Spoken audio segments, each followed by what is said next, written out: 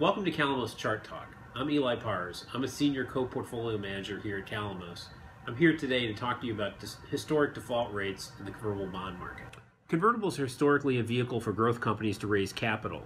This means that a lot of the issuers are below investment grade credits. At Calamos, we've always done our own credit work, so we're comfortable investing up and down the cap structure. But recent research from Barclays shows some interesting history of default rates in the convertible space. As you can see on this first chart, default rates in the convertible market every single year have been below the default rates in the high yield, which begs the question of why. We think there are a couple of reasons that drive this.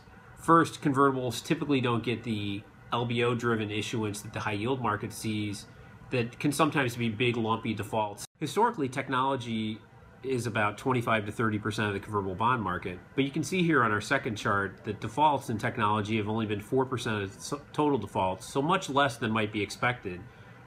What we're seeing there is the fact that typically these companies that are issuing in the convertible market are of the size where they're only issuing debt in the convertible market, they're not issuing any debt in the high yield market, and they just can't borrow enough money to really get themselves in trouble. So this historic low default rate that we've seen in some of the bigger parts of the convertible market, namely technology, coupled with our own credit research, have made us comfortable investing in the non-rated and below investment grade part of the convertible market. In conclusion, the low historic default rates in the convertible bond market highlight the downside protection that may be available from the active management of convertibles. Thank you for joining us today on today's installment of Calamos Chart Talk.